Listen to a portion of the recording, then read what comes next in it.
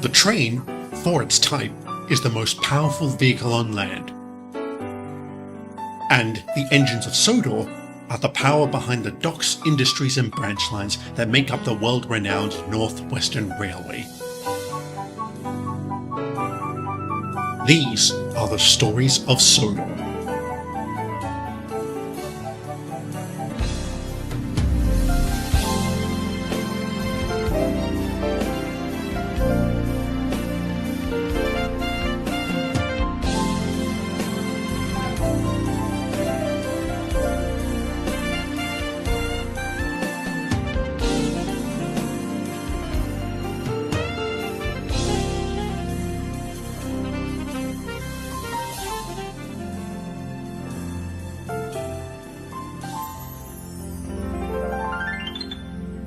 As you've seen throughout these stories, there have been times when the middies and nor'easters actually worked together.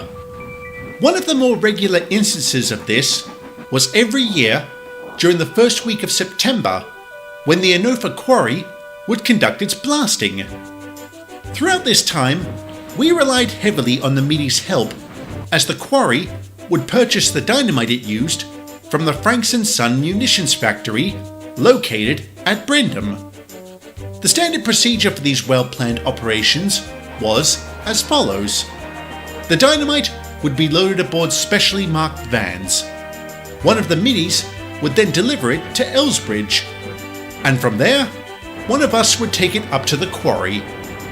We always kept our distance whenever there was blasting to be done, not just for safety reasons, but also because Franks & Son would entrust their head technician with the job, a Mr. Billy Shoepack, whom everyone agreed was always a little excitable when it came to setting off dynamite.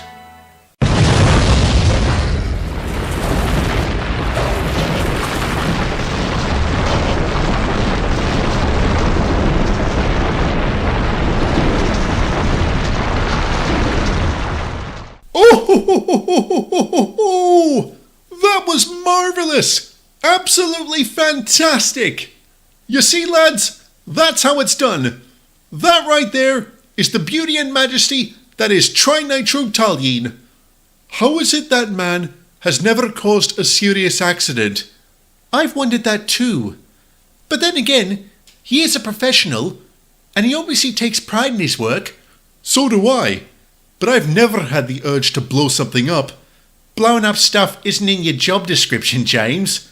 And I must say, of all the demolition men I've seen in my days, Shoepack is by far the best. No matter the size of the rock he's able to bring down, they never cause damage to the track. That is a true miracle. A true miracle? You lads wouldn't be talking about me by any chance, would ya? Yes, Billy, we would. Tell me about it at the end of the day. The site's now safe for you to begin collecting the stone. Did all the dynamite detonate successfully, Shoepack? Well, if it didn't, you'll be the first to know. Why do I suddenly feel so uneasy? Because you're not an idiot, Percy. Oh, lighten up, James. You too, Percy. I'm sure everything is safe. Feel free to be the first to check then, Thomas. All right, I will. Good on you, Thomas. And don't worry, I'm 95% sure all the dynamite did blow. Wait, what? Don't panic, Thomas.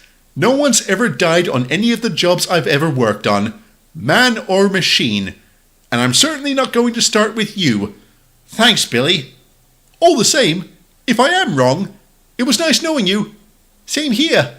Oh, shut up. Thankfully, there was no cause for concern that day. The stone was safely harvested and delivered to Elsbridge Harbour for export.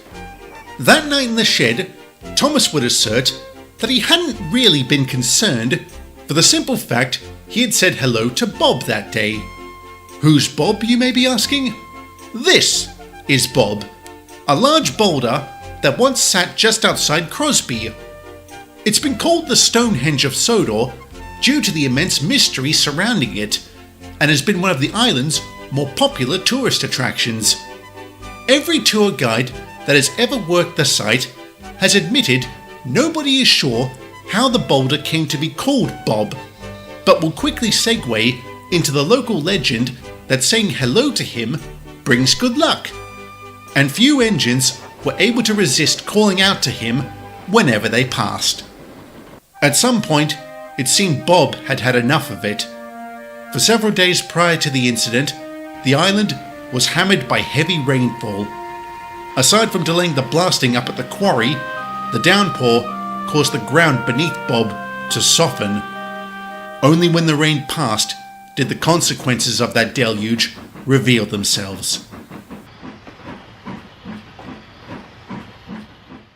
Whew. Hi, lads. What's the matter, Colin? Is something wrong? No, I'm fine, Peter. Just a bit tired. Tired? Yeah. They needed my help at the China clay pits to fill a large order that had to go out today. And it certainly was a very large order. Good to hear you've got a reason then. Diesel's been going mad wondering where you were. He has? Why? Because he's had to hold your train for the past hour. Ow! That was uncalled for, Diesel. It's not my fault I was held up. Yeah, whatever. Let's just get your brake van coupled up and you can be on your way. Where'd you put it? Put what? The brake van you were supposed to bring from Brendam. Don't tell me you forgot. All right. You dummy. Why can't we just use one from here? Because there aren't any. Why do you think you had to bring your own? Oh, right. What are we going to do? I'll run at the end of this train until we get to Elsbridge. With any luck, we'll find a spare van in the yard there. That's a good idea, Diesel. Thanks very much. Never mind the thanks. Let's get going. I've got work to do elsewhere. Whoa! Easy! Come on, full steam. Give it some stick already. I'm going as fast as I can, Diesel. Bust my buffers. You're as bad-tempered as that bull who chased us down the branch that one time. Never, ever mention that again, Colin.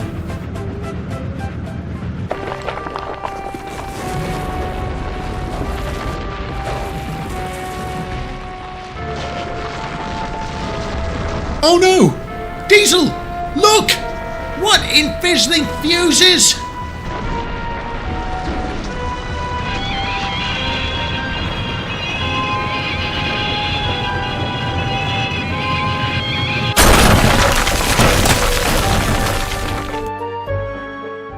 Bust my boiler!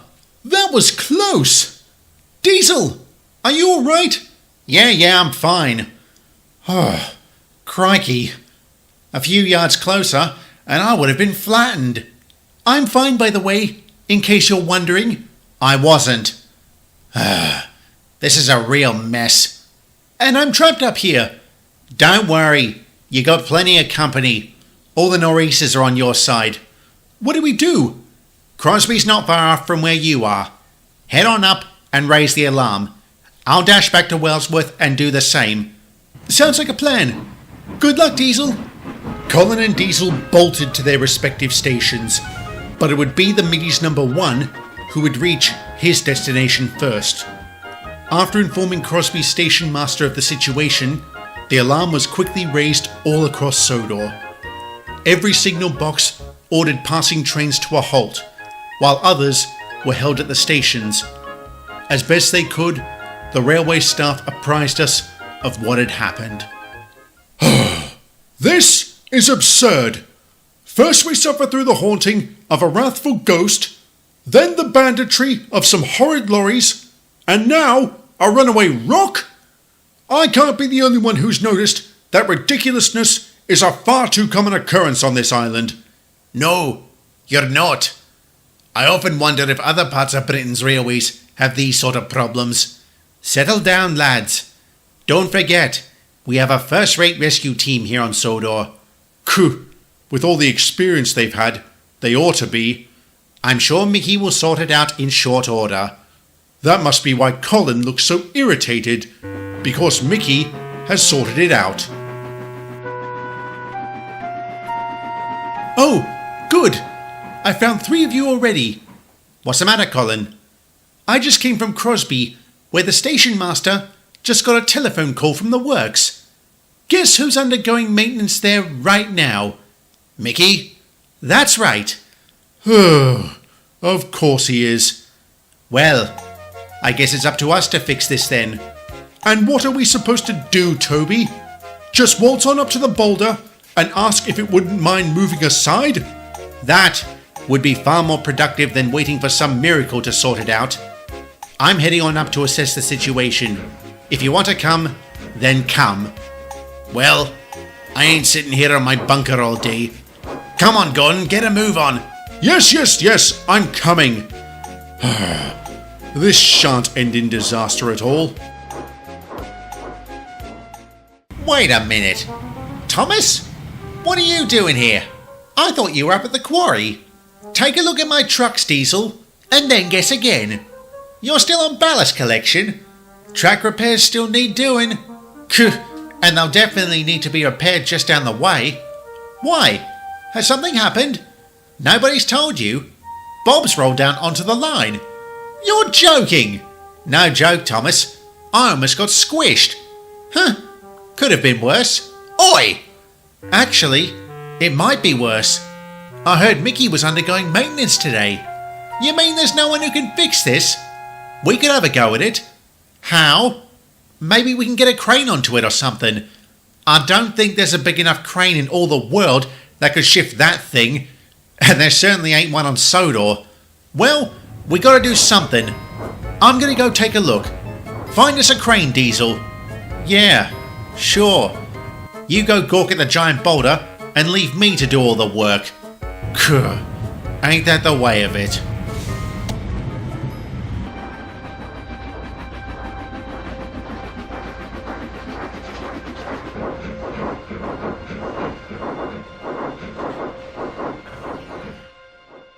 Goodness gracious! Look at that! I can't believe how close you came to biting it, Colin. Me neither. I'll be counting my lucky stars from here on out, let me tell you. So, Toby, what's your brilliant plan for sorting this out? Let's have a look. Colin, what's in those trucks? Machine parts for the Mid-Sodor Railway. Are they heavy? Heavy enough. Perfect. What are you thinking, Toby? I'm thinking that if all 4 of us get behind those trucks and use them as a battering ram, we might be able to knock that boulder aside. Are you serious, Toby? The trucks will probably smash on impact. Do you have a better idea, Gordon? Yes. We wait until the proper authorities arrive. The ones trained to handle these kinds of situations. Situations like a boulder blocking our railway's main line? You know what I mean, Henry. Gordon, we don't know when or even if those authorities will arrive. The longer this boulder sits here, the more delays will suffer. I suppose you're right, Toby. It would be irresponsible to do nothing. Then again, maybe it would be reckless to do anything. All right then, we'll put it to a vote. All those in favor of ramming the boulder? Aye. Aye. All opposed? What would be the point? Then we're doing this. Henry, you and Gordon line up those trucks. Colin and I will get into position. Will do, Toby. This is never going to work.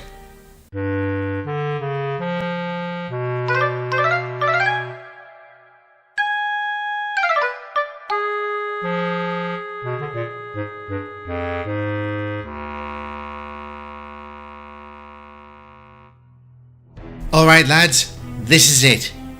On my count, full steam ahead. Give that boulder all you've got.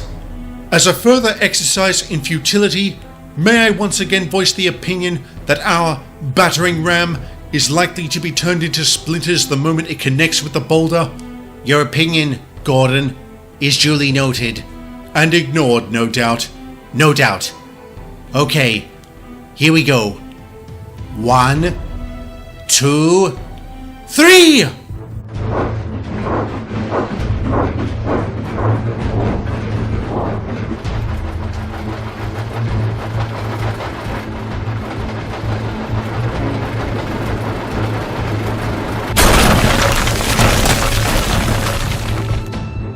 Oh, bother!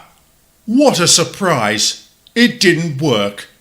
If only someone had seen this. Gordon, if you finish that sentence, I promise these trucks won't be the only thing that gets smashed up today. Pah! No, he was right, Henry. It was a silly idea. Don't feel bad, Toby. It was better than nothing. Considering we still have nothing for our efforts, I beg to differ. God, blimey, this is bad. I mean, really bad. Is anyone there? Anybody on that side? Thomas? Henry? Is everything all right? I heard a crash. Everything is just smashing on this side, Thomas. Have you come to save the day? I had this idea that maybe we could use a crane to lift this thing out the way. Now that I'm here looking at it, I don't think that's going to work. We can't lift it. We can't ram it. What else is there to do? You can blow it up. What? What the? Donald? Am I hearing things? Did you really just say we should blow this thing up? Only because a certain passenger of mine would have said it otherwise. Passenger? But you're pulling... Oh, I get it. What's going on, Thomas? Hiya, fellas. Oh no. No, no, and no. We do not require your assistance, Mr. Shoepack. Aye. Last thing we need is for you to blast a giant hole in the ground. So you'd much rather have a giant boulder blocking your way? This is a simple fix. A few well-placed bits of dynamite, and she'll crack like a walnut. What about the track bed? Don't you run the risk of destroying it? It's probably mangled already, Henry. Billy, are you absolutely sure you can do this safely? Of course, Toby. I've done it hundreds of times. Well, I don't see much of a choice. Do what you have to do, Billy. Oh, fantastic! I've been looking for a challenge like this. Just you fellas wait and see. I'll blow this thing sky high. Sky high is too high for my liking. Figure of speech, Gordon. I certainly hope so.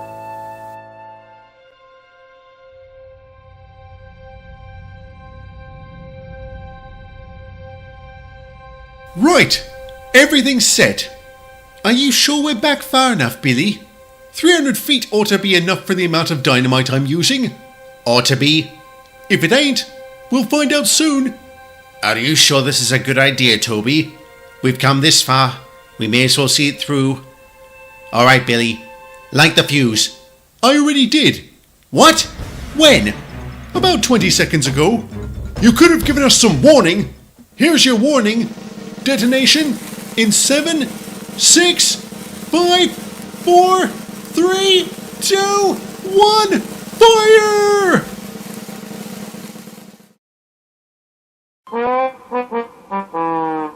What's happened? You tell us. The fuse probably got damp, that's all. Who wants to volunteer? For what? To go in and have a look while I fix another fuse. Caw, pull the other one, Shoepack. Aye, it's best an expert looks at it. But it seems you will have to do. All right. I'll take care of it. Be right back.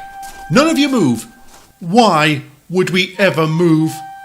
Okay, Thomas, I've got your crane. Had to go all the way to Kildane for it. Let's see how well this doesn't work. Right, problem sorted. What was it?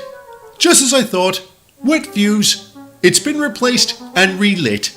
So, 5, 4, 3, 2, let's get on with it. Don't rush me. Demolition is a very precise science. Okay, here we go.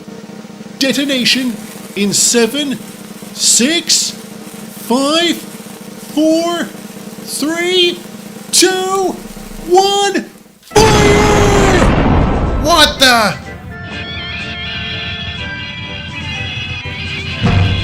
Oh no! Ah!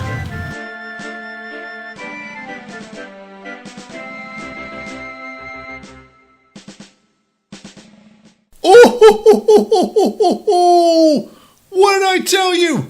Brilliant! That worked out better than expected! Better than expected? You blew a giant hole in the ground! Hey! You can't make gravel without breaking a few stones. We asked you to get rid of the boulder, Shoepak, not replace it with a flaming crater. Well, you can't have both. Dynamite causes damage even when it's used responsibly, like it was today. You wanted the boulder gone? I obliged. He does have a point. We do reap what we sow. Thank you, Billy. You did very well today. Thank you, Toby. Alright, lads. We anticipated there'd be cleaning up to do.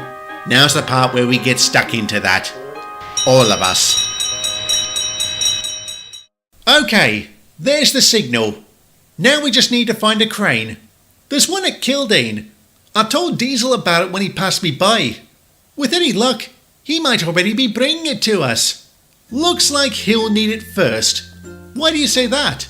Because I'm looking at him right now, and he's not a happy chappy. Oh? I gotta get a look at this.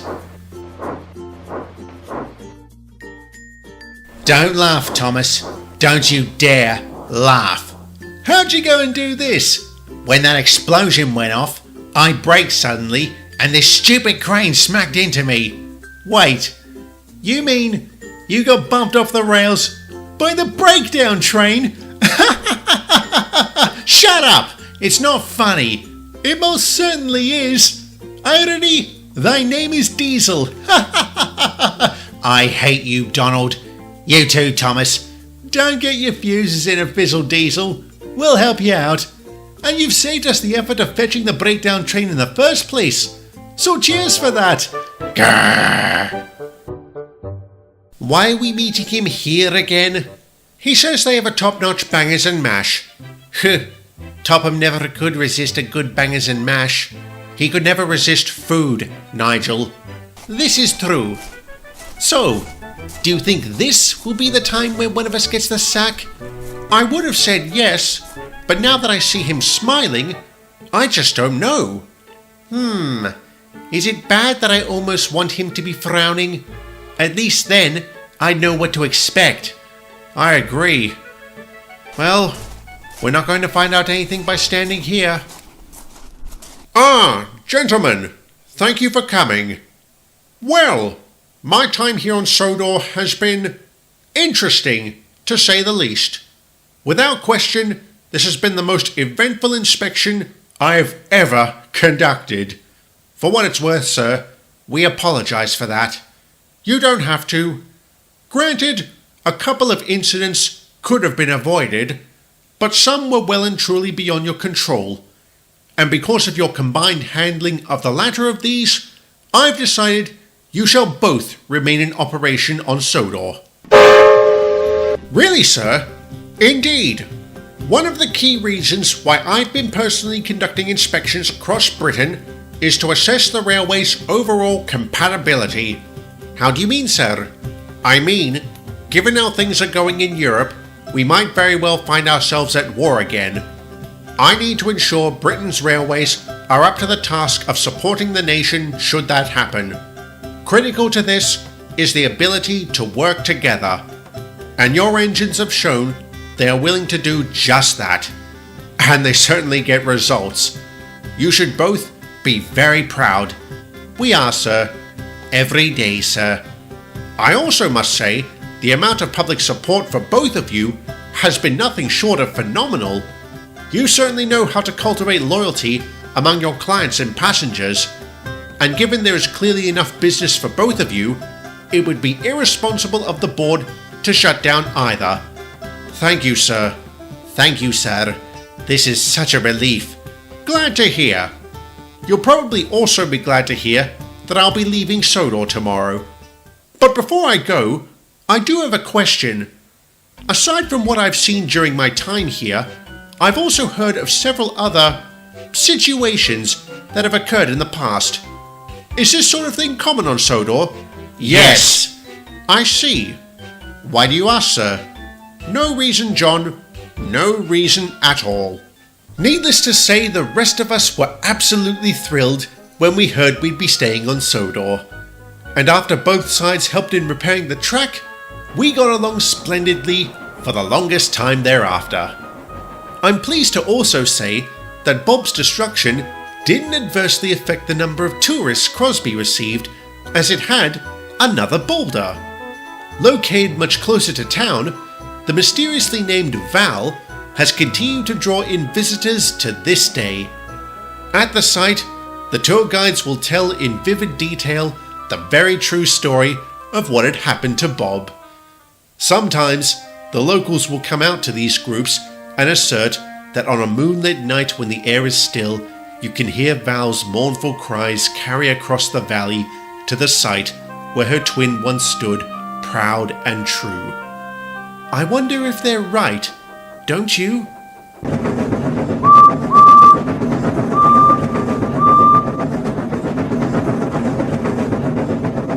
Every wise employer knows that if you want your business to be successful, you need to keep your workers happy and to listen to them when they have grievances. But it seems the owner of the Marston Heights coal mine, Franklin Merv, was oblivious to this tidbit of common sense, and on September 21st, 1938, his workers went on strike. Naturally, this was bad news for the island, especially since Mr. Merv was a notoriously stubborn man. Every meeting he held with union officials went nowhere. As a consequence, the strike dragged on for weeks, with some of the more irate workers taking matters into their own hands. However, the island was not completely without recourse and turned to the Mid-Sodor Railway to supply it with coal. But, despite the best efforts of its engines, who almost exclusively ran coal trains throughout this time, it just wasn't enough. Reserves began drying up across Sodor. Many trains had to be cancelled because there were no engines who could pull them. The situation reached crisis proportions when Sodor Electric said it would have to employ rolling blackouts as it didn't have enough fuel to keep its turbines running. That was when the island's council finally stepped in and arranged for coal shipments to be imported from the mainland. Kate handled these shipments and made deliveries all across the island. She would later say an upside to the strike was that she got to see so much more of Sodor, and wherever she went, she was greeted warmly, more so by some than others. So what's this book you've been meaning to tell me about? It's called The Hobbit. It came out last year, and my driver's been raving about it ever since. Oh yeah, I heard about that one. Said to be pretty good. But what's a hobbit? Apparently, it's a little person who lives in a hole beneath the earth. This one's name is Bilbo Baggins, and he goes on this grand adventure with a group of dwarfs and a wizard to kill a dragon. Kill a dragon? That's a bit much for a so-called children's book, don't you think? A lot of children's books are like that when you think about it. You're certainly right there. My driver once told me about Little Red Riding Hood, and I couldn't believe what I was hearing. What kind of mother lets her daughter skip through the woods alone? And how can that same daughter not realize a wolf is impersonating her gran? Search me. But at the end of the day, I suppose it's all a bit of fun. I'll tell you what's not fun is me going more than a week without a washdown. I must look terrible. Rubbish! You look lovely. Really? You think so? Hello, Thomas. Hello, Kate. How are we on this bright and beautiful morning? Oh, Scarloey. Hello. What's the matter, Thomas? You've just saved him from an embarrassing situation. He has not. I've got nothing to be embarrassed about. Then answer this question. Do you really think I look lovely? I hope to hear your answer someday. Until then, have a good one, handsome.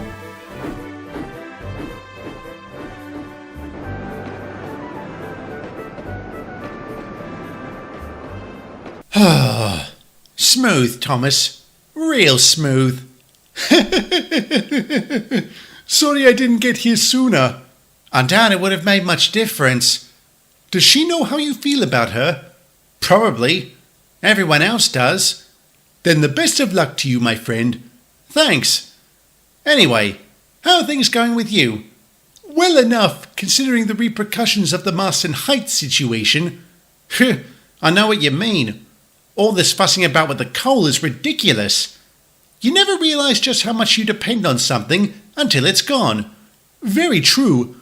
But I wasn't just talking about the coal. I meant that our little line may soon be experiencing its own strikes. What? Where? Up at Ben Glass for a start. There's talk going around the docks there. And over at the Boxford Ballast Mine, there have been suspicious happenings among the workers. I tell you what, Thomas, if either of those businesses stop trading, then we may as well close up shop altogether. Oh, that's rough, mate. Mr. Starr was right. Strikes are like lightning. You never know where they're going to hit. That was very true, and it came as an absolute shock when the dock workers at Knapford walked away from their jobs. With no one able to unload the ships, the harbour ground to a halt. Needless to say, we were absolutely frantic when this happened, as we lost the bulk of our goods traffic practically overnight. Furthermore, all shipping was redirected to Brendam. But our loss wasn't necessarily to the middies' gain. They were buried under the weight of so much work and struggled to keep up. This left them exhausted and irritable. And rather than risk having his engines go on strike, Mr. Zorro reached out to Mr. Starr for help. Before long, middies and nor'easters were once again working together, bustling up and down the branch and shunting trucks about the dockside. Of course, we weren't the only ones who had to work hard to keep the docks in order. 10 Cents had also been called in to help Drolan handle the many ships that were entering and leaving port. At first, they got along as well as the rest of us. But that, I'm sorry to say, would come to an abrupt end. Okay, you're all good. Welcome to Sodor. Valamogal. Cool. They certainly get inventive when naming ships. What is that? Phew, it probably sounds as made up as it looks. Ahoy! 10 Cents! What are you doing? Getting a suntan. What do you think I'm doing? I'm bringing in whatever this ship is called. First, it is pronounced Valamogulis. Second, you have brought her in to the wrong berth. The wrong berth? What are you on about? Schedule says she's for berth 4. Then why have you brought her in to berth 9? Berth 9? Are you serious? I am always serious when it comes to my work, 10 Cents. Oh, suffering stacks. Sorry. Let's just get her out on the double. A naval tramper's meant to be docking here soon. There. Satisfied? Don't get snippy with me just because you made a mistake. If you had done a better job showing me around the place, I wouldn't have made that mistake. I doubt that very much. But it doesn't matter now. Head on over to the munitions factory and... Hold up! Where do you get off ordering me about? I am the senior-most tug in the harbour. I can delegate. Well, go delegate to some other scrub. I've got work to do elsewhere. Upstart wakewasher. Rusty old tub.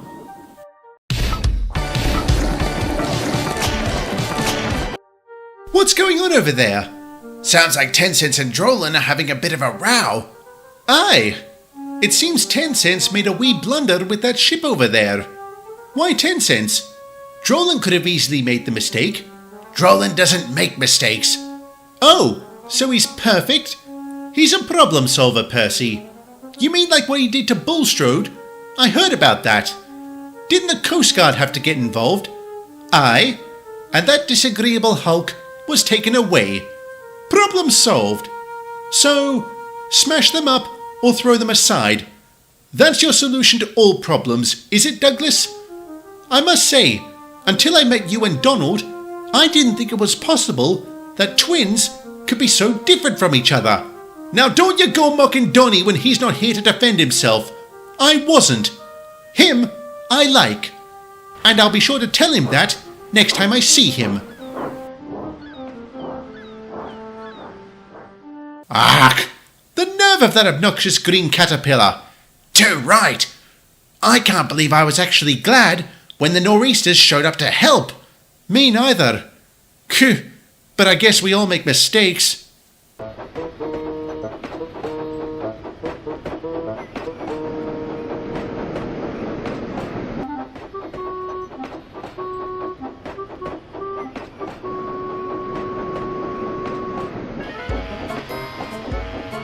I am perfectly capable of handling trucks, thank you, Lily.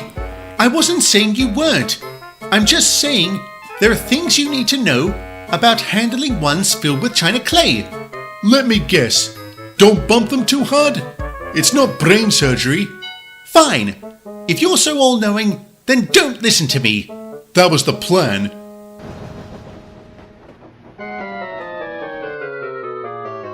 Oh, for goodness sake, Gordon. Get your coal and move along so someone else can top up. I'm an important engine. Important engines need plenty of coal, but I doubt if you'll understand that, Reginald. I'm surprised you do. Caw, you impudent wretch. Goodness me. How much more of this can we take?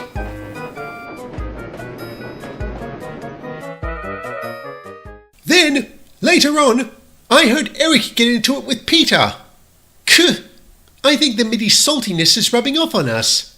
Aye, it seems to be testing our patience. Have you had a row with any of them? Not as of yet. And a good thing too, as Colin is meant to be acting as my banker for this train. Where is he anyway? He's not coming, Henry. What? Why not? He's been held up at the docks, so we'll have to carry on without him. Are you joking? I'll burst a valve trying to hold this lot up the hill. Well, there's not a whole lot we can do about it. Percy, any chance you could help out? Sorry, Henry, but I have to run a commuter train in 15 minutes. Bother. I guess I'll have to pull a piston then. No need, Henry.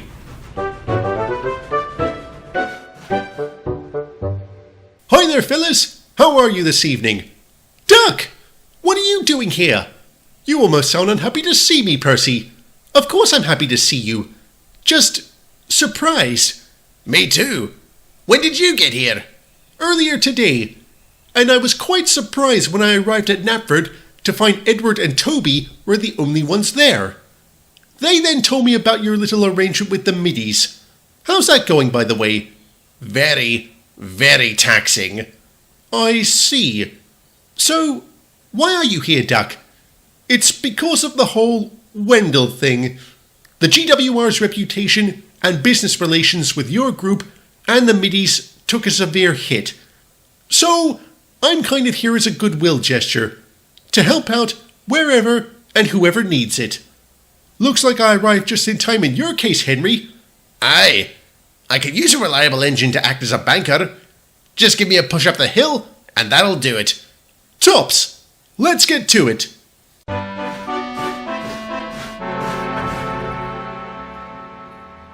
Right, all coupled up and ready to go. Just a word of caution, Duck. This brake van's getting on in years, so take it easy. No worries. Thanks for the warning. Are you ready back there? Yes, I am. Let's go.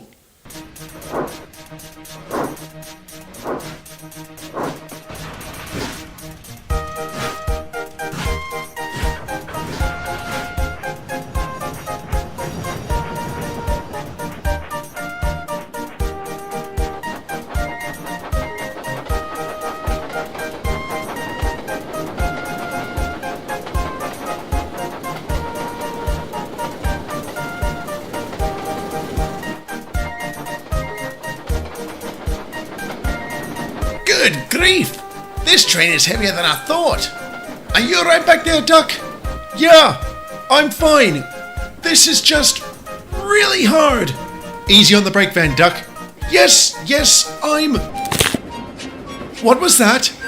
It sounded like... Oh no, I think the van's breaking up. Yeah, she's breaking up all right. Jump out! Great Scott!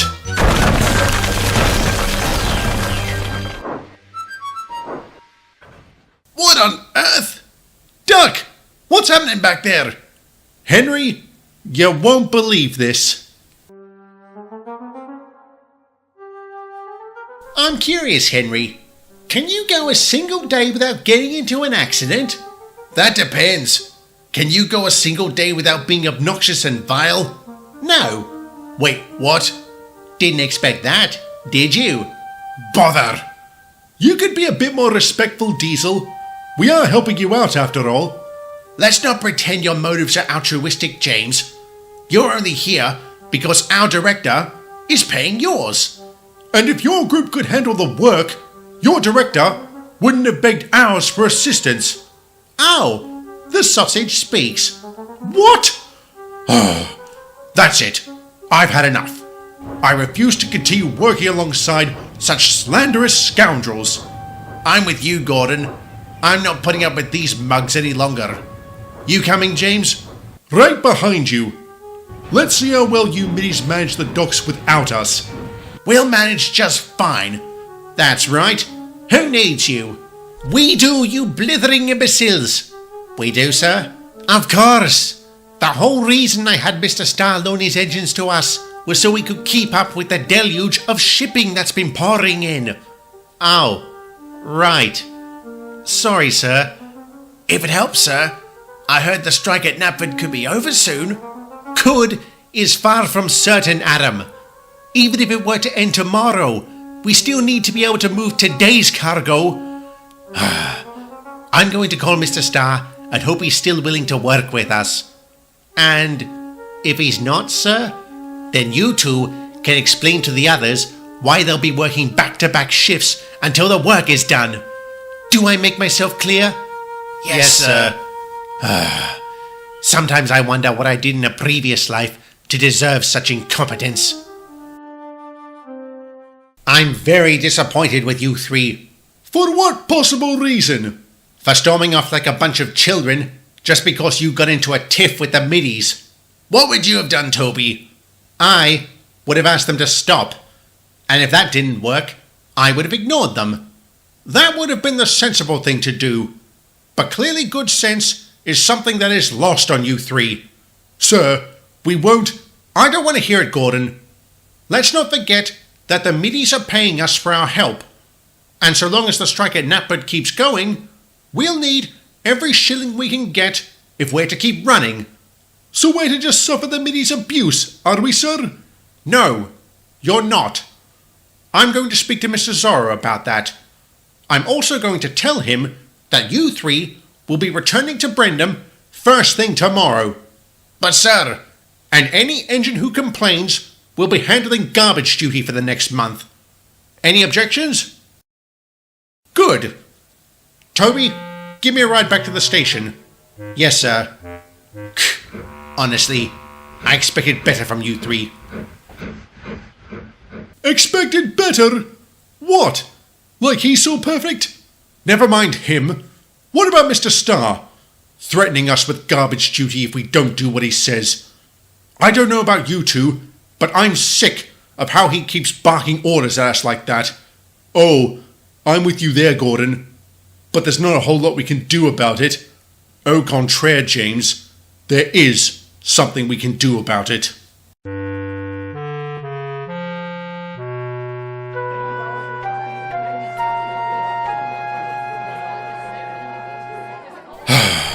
Where is Edward? He was supposed to be here 10 minutes ago. If he's not here soon, things could get ugly with the passengers.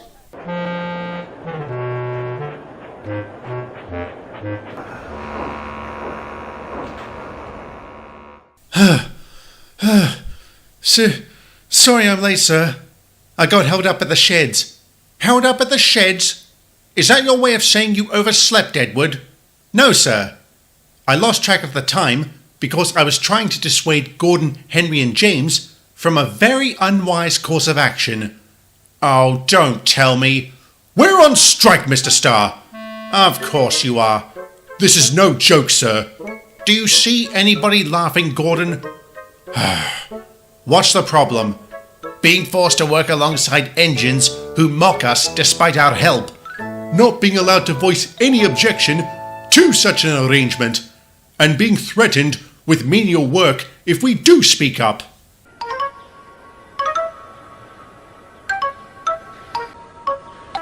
I'm sorry. Excuse me, sir? I'm sorry for that garbage duty remark I made yesterday. It was unprofessional. You have the right to voice your opinion. Were you expecting a fight, Gordon? We all were, sir. That's not the way I resolve business disputes. As for working with the middies, I was sincere when I said I would talk to Mr. Zorro about it. And I have. He has promised there will be no more insults from his crew. He and his engines are very grateful for the help we're providing. And going forward, I will refrain from using coercion to get you to obey my orders. Thank you very much, sir. We greatly appreciate that. All right. Now that's all settled. Would you three kindly make your way over to Brendam? I'm sure the middies are desperate for your help. And they most certainly were. When Gordon, Henry, and James arrived, they found Brendam in a state of disarray. Cargo lay on the quays, ships and passengers were delayed. Everyone was complaining about the shoddy state of Mr. Zorro's operations. When Gordon, Henry, and James arrived, they were practically greeted as heroes. Working together once again, the docks were quickly put back in order. This time, there wasn't a single antagonistic word between us engines. All the same, when the strike ended back at Knapford, we nor'easters couldn't get back there fast enough. And a week later, Marston Heights was also back in business. Duck was invaluable in the days that followed the mine's reopening, delivering the coal wherever it was needed. I'm pleased to say that nobody gave him grief over his accident on Gordon's Hill. And I mean nobody. However, I am sorry to say that there were serious and unexpected consequences to that accident. But that is a story for another day.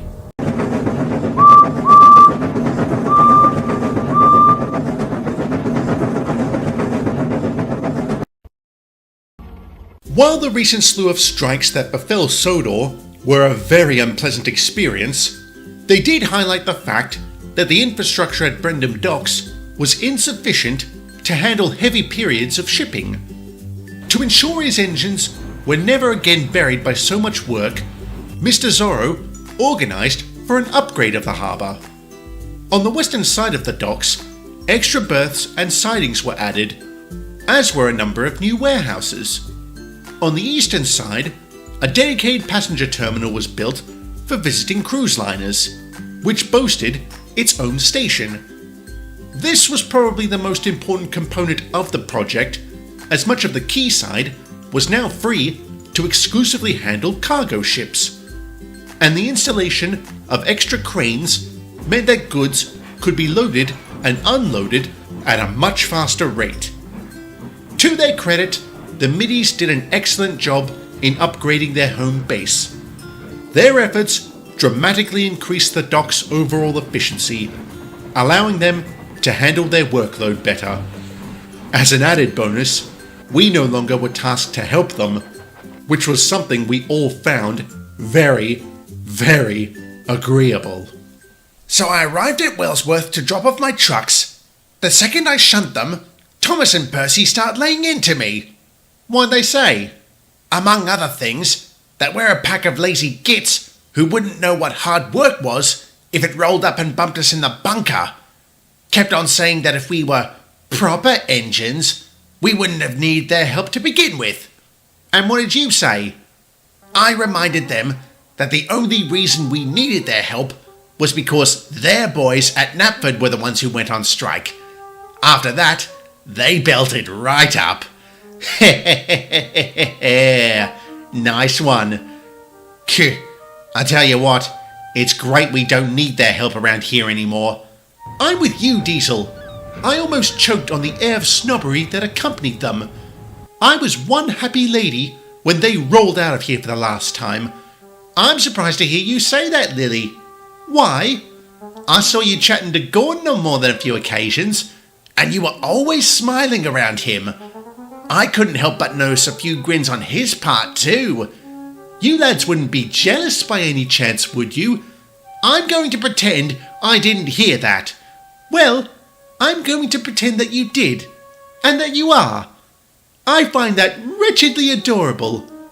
Or maybe just wretched, I don't know. Give it some thought, boys, and then let me know how you truly feel. Ta-ta! Caw! Sounds like the nor'easter's vanity rubbed off on her. As if we'd be jealous of that galloping blue sausage. I know. That'd mean we'd have to fancy her in the first place. Exactly. You don't, right? Did you really just ask me that? It was going to drive me balmy if I didn't. You bar me for asking in the first place. I knows you haven't answered yet. Fine. No, I don't. I regard Lily as a sister, nothing more. Oh, that's a relief. I was worried for a second. Now it's my turn to ask. I'll save you the effort. My answer's the same as yours. Good. So we won't have a problem then. No chance. Fellas before fillies any day. Too right.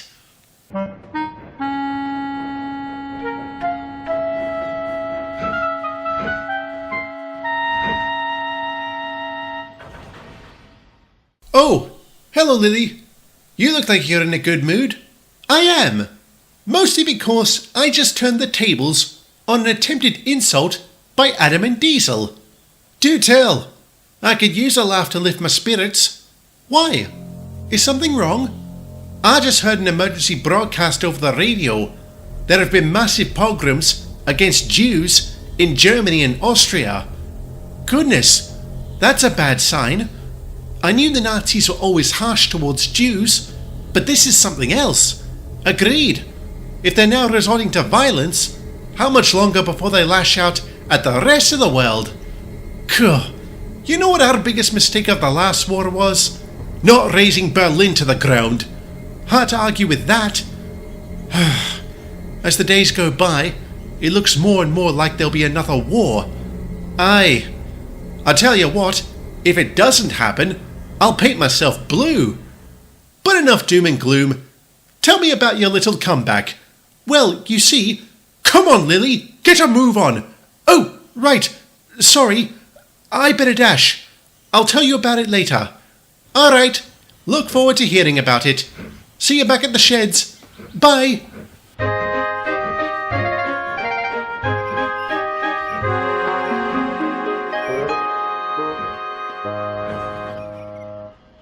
Hi, Lily. How's your day been? Fine. Thank you, Colin. Yours? Pretty good. I heard you got Adam and Diesel earlier. You did? How? They didn't tell you, surely. No. One of the workers overheard your little chat, and he told me. You got them real good. They just make it so easy sometimes. Yes, they most certainly do. Oh, hi, Rich. How's it going? Better than ever. You could light up the docks with that smile. Why are you so happy, Rich? Because my wife is pregnant. Really? No wonder you're over the moon. Congratulations. This your first one? Oh yes. We're already thinking up names. I have the perfect one for a boy. Nigel. Nigel? That's right. I'm naming him after Mr. Zorro. And so I should. He gave me this job when I was down on my luck. I owe him everything. I'm sure he'll love that. All right, enough about this. Lily, I understand you'll be taking out the next train. That's right. Are you my guard? I am. I'm loving this run already. You know, I've just thought of the perfect name if our child was a girl. Thank you, Rich. I don't get it. Oh, Colin, really?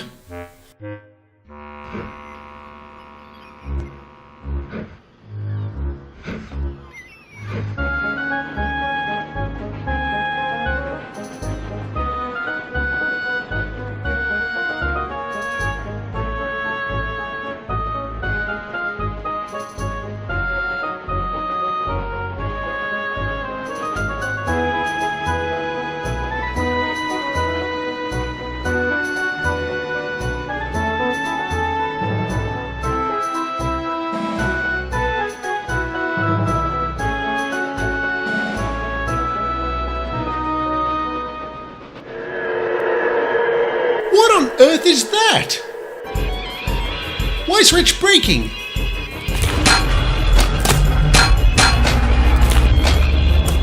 Right, that's it. I'm stopping. Oh, goodness gracious. What's going on back there? Give us a tick, Lily, and we'll find out. Come on, Frank.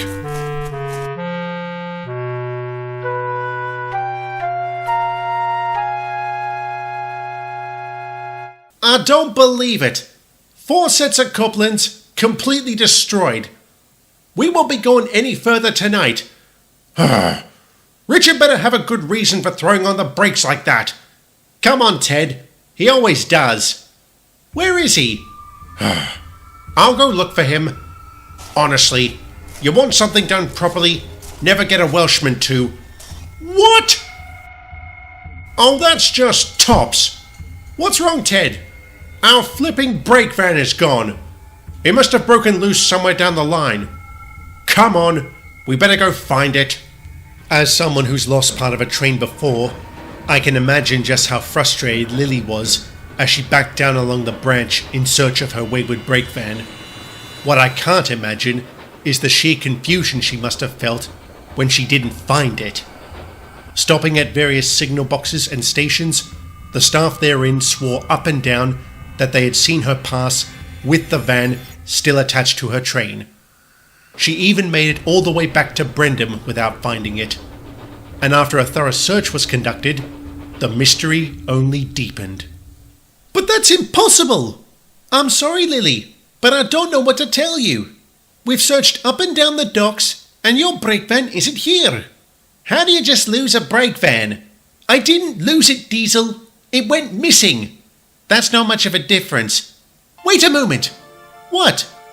What was applying the brakes to your train if your van was gone? I don't know. You didn't have any non-faceless trucks on your train, did ya? No, I didn't. Alright, that's a wee bit disconcerting. So's the fact that Rich is missing alongside the van. Oh, aye. I hope he's alright. So do I. Where is he?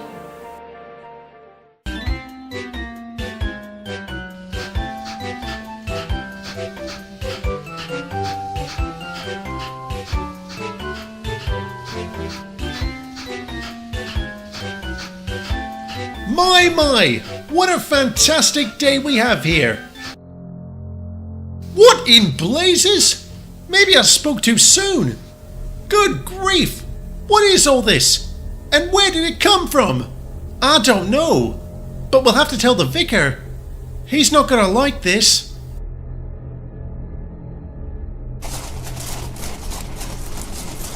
Goodness, who could have done this?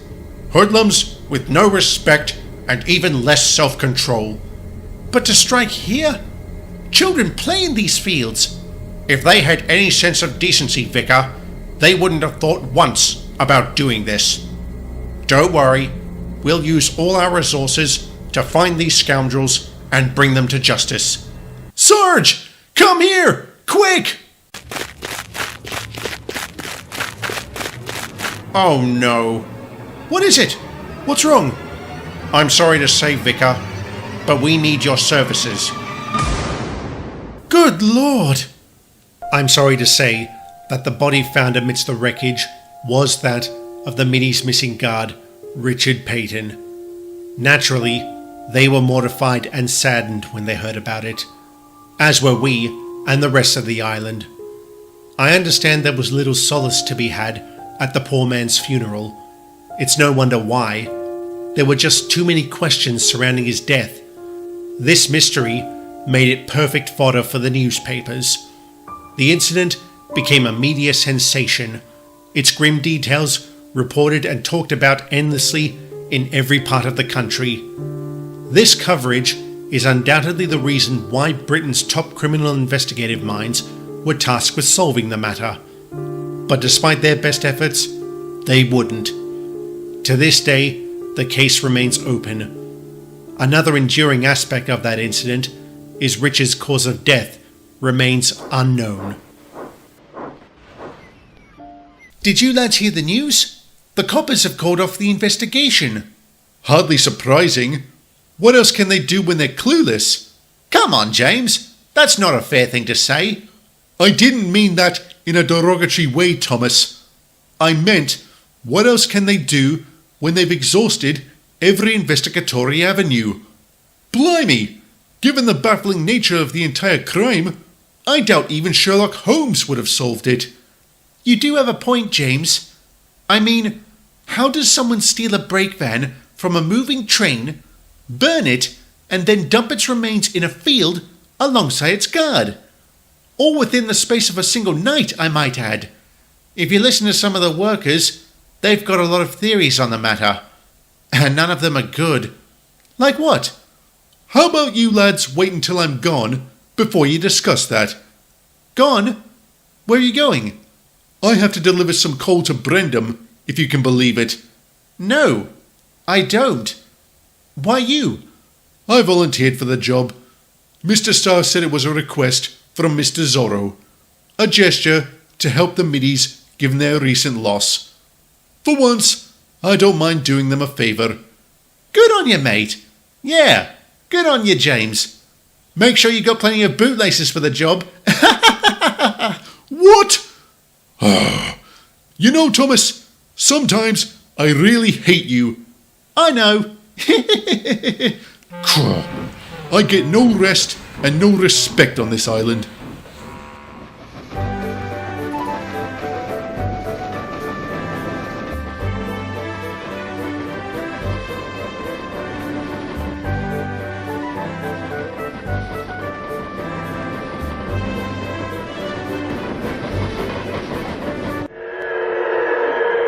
What in fizzling fireboxes?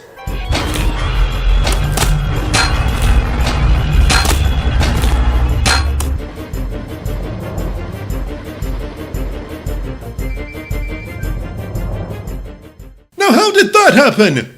Take it easy, James, or you'll blow a piston. Well, excuse me for being a little put out after Charlie threw on the brakes like that.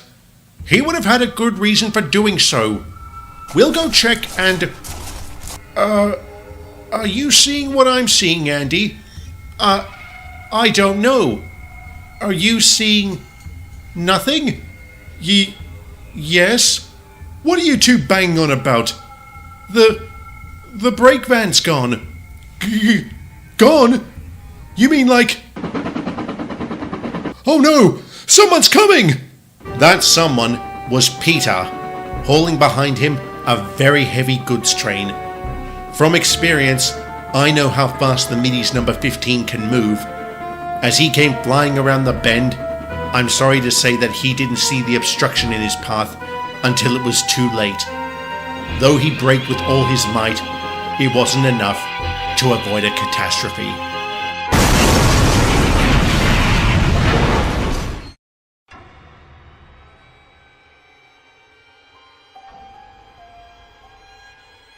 Oh no! Peter! Peter! Are you alright? Bust my buffers. He's hurt bad.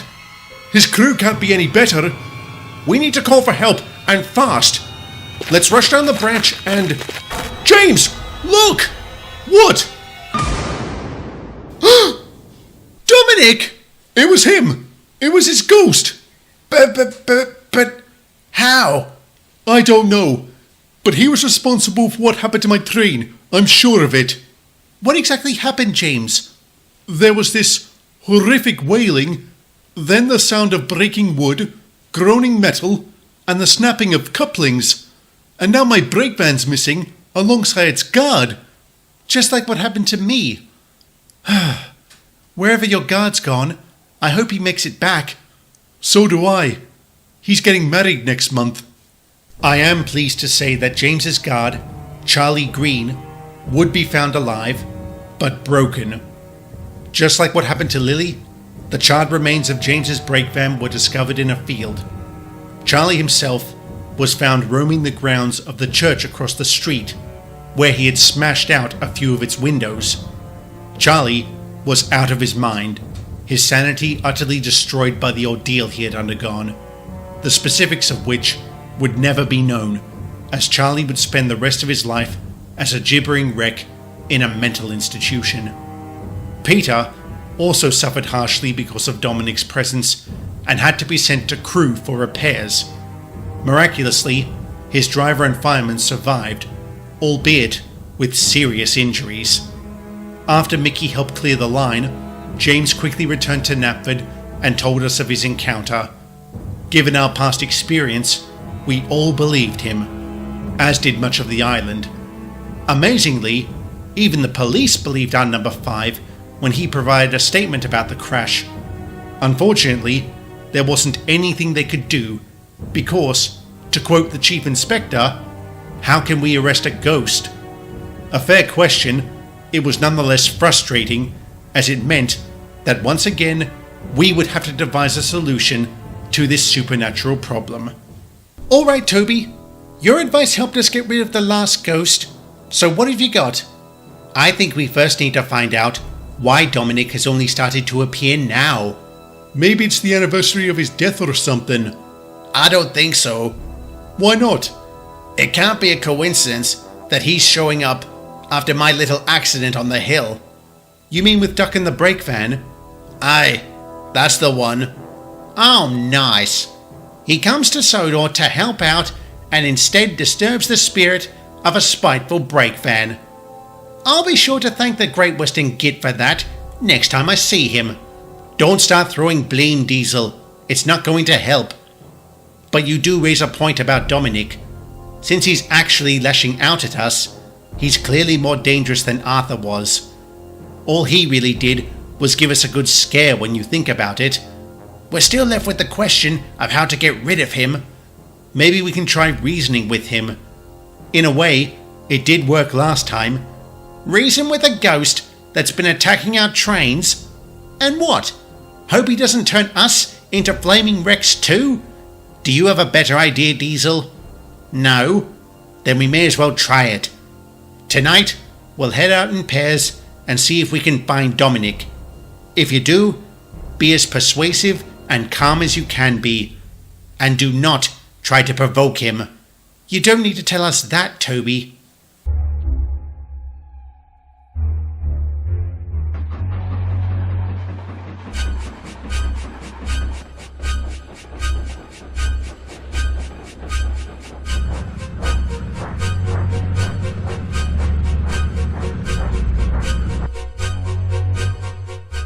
It's just not fair. Rich's child is going to have to grow up without him. And what happens when they're old enough to ask how their father died? What do you tell them? That he was murdered by a ghost? How can anyone be expected to handle that kind of truth? It's a dilemma, to be sure. One that I sadly can't answer. In a way, I hope we don't find Dominic. I don't trust myself not to say or do anything to that spiteful spectre. Well then, I shall have to do my best to keep him safe from you. Thank you for listening, Gordon. Anytime, my dear. Anytime. I may hold you to that. All right, we better get moving. Douglas and James should be near the crossing at Wellsworth by now. I'm right behind you, my dear. Don't you fret.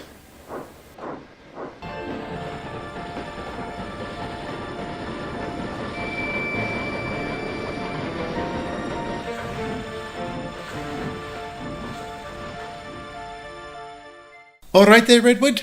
No sign of Dominic, so I suppose. We just thought we'd take a moment, since this was where Peter crashed. Does anyone know how he's doing? Mr. Zorro went with him to Crewe. With any luck, we should learn something in a day or two. It shouldn't have happened. It simply shouldn't. Well, if we find Dominic... That's it! That's the sound I heard! But how do we know... Douglas! By all the saints! Dominic! It is you! Yes, it is. And you killed me. I told you I was breaking apart. I asked you to stop. I begged you to stop. But no, you ignored my cries, and I paid the price for it. Now it's only fitting I return the favor. Now I will... Oh, shut it, you spiteful sod! Douglas, what are you doing? Giving this prat what he deserves. What I deserve? I didn't deserve to be smashed to kindling. And if you had come straight to me and demanded an apology, I would have given you one without a second's pause. But no, you saw fit to terrorize my friends and murder innocent men. You're as spiteful as you are in death as you were in life, and I don't regret what I did to you. For that, you can expect a whole new kind of misery. So can you if you don't hie yourself back to hell. I promise, if you don't leave right now, I'll be happy to give you another thrashing. And if you think I can't touch you because you're a ghost, then don't move while I come charging at you. So what do you say? Leave and never return, or stay and risk another hiding?